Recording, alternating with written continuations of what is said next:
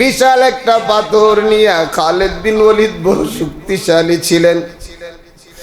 পাথরটা যখন মাইজে আসলামের মাথায় মারিয়া দেয়,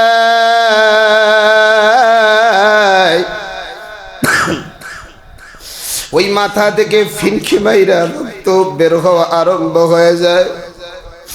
সামান্য একটু রক্ত সাহাবীর গায়ে যখন লেগে যায়, আরে সাহাবী নাকটা একটু শিটকায়।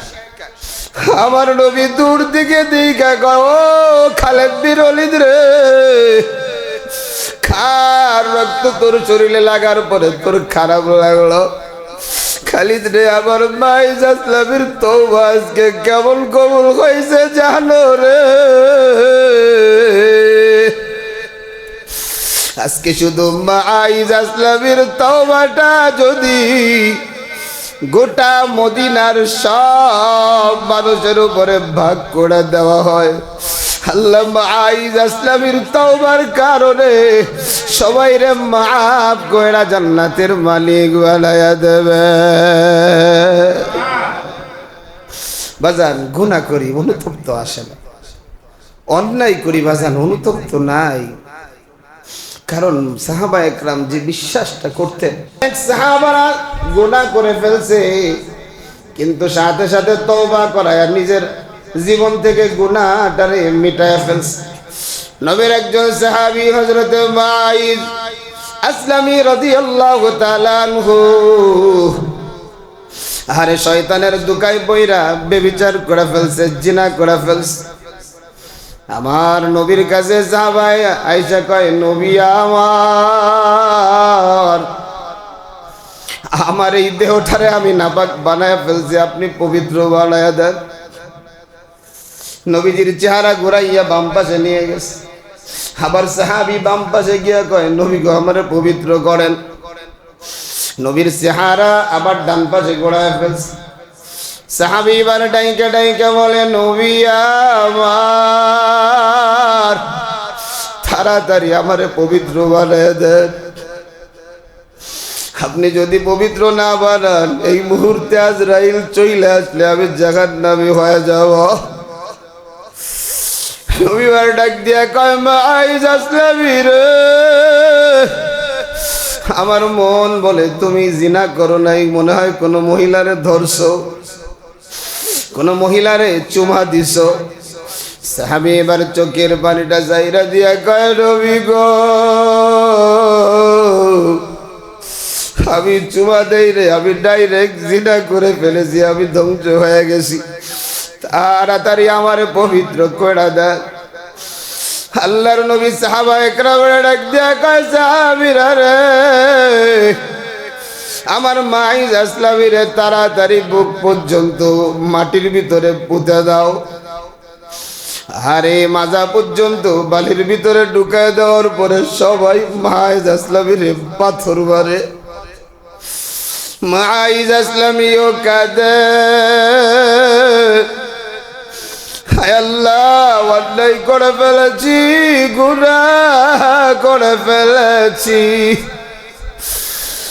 আল্লাহ যদি তুমি মাফ না করো পরকালে এই নাপাক শরীরটা নিয়ে কেমন করে দাঁড়াবো। আরে মুসল্লি যুবক, বুড়া বাবা, পর্দার আড়ালে আমার মা, আমাদের সমাজে তো এমন গুনাহগারের অভাব নাই, কিন্তু অনুতপ্ত একটা সেকেন্ডের জন্য আসে না।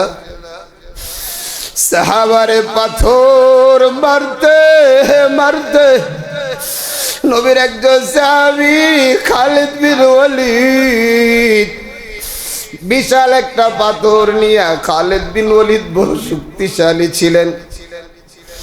পাথরটা যখন মাইজে আসলামের মাথায় মারিয়া দেয়,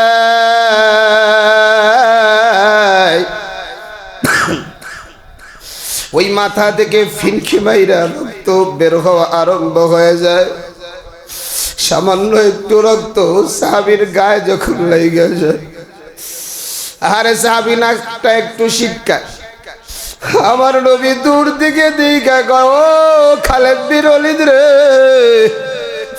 খার আমার রক্ত তোর শরীরে লাগার পরে তোর খারাপ লাগলো। খালিদ রে, আমার ভাই জাসলামের তওবা আজকে কেমন কবুল হয়েছে জানো রে। আজকে শুধু মাইজ আসলামের তওবাটা যদি গোটা মদিনার সব মানুষের উপরে ভাগ করে দেওয়া হয়, আল্লাহ মাইজ আসলামের তওবার কারণে সবাই রে মাফ কইরা জান্নাতের মালিক বানায়া দেবে। বাজান, গুনাহ করি অনুতপ্ত আসে না, অন্যায় করি বাজান অনুতপ্ত নাই। কারণ সাহাবা একরাম যে বিশ্বাসটা করতেন যে আমাকে তো মালিকের দরবারে দাঁড়াইতে হবে, আল্লাহর আদালতে তো আমাকে দাঁড়াইতে হবে। আর আমরা মনে করি আসি দুনিয়ায় কোনো মতে আসি, ব্যাস দুনিয়া শেষ, তো আমার মনে হয় সব শেষ। আল্লাহু আকবার। এজন্য ভাজান অনুতপ্ত হন। আজকে যদি সব পুরুষটা ঠিক হয়ে যাইতো, সব নারীরাও যদি ঠিক হয়ে যাইতো, সমাজে বিশৃঙ্খলাগুলো হইতো না।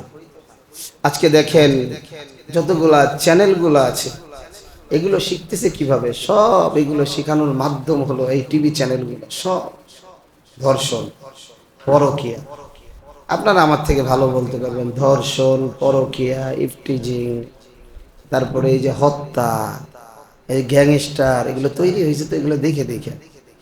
ছোট ছোট বাচ্চা একজন আরেকজনের কিভাবে জবই দেয় ওখানে দেখছে, ব্যাস জবই দিয়ে ফেলতেছে। কিভাবে ফাঁসি নেওয়া লাগে, ব্যাস। সন্তান পড়ালেখা করবে না, গাছের লগে ফাঁসি নিয়ে লাগছে, দূর বাইসে থাকলে তো আবার মাইরে টেরে দিয়ে আসবে স্কুল বা মাদ্রাসা। এগুলো হইতেছে যেন সমাজ ধ্বংস হয়। এই জিনিসগুলোকে বন্ধ করে দেওয়া দরকার।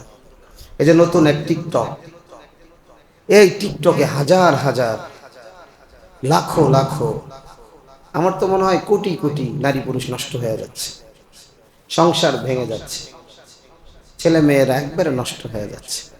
এভাবে যদি চলতে থাকে আল্লাহই জানে কোন সময় আল্লাহর গজব আসে।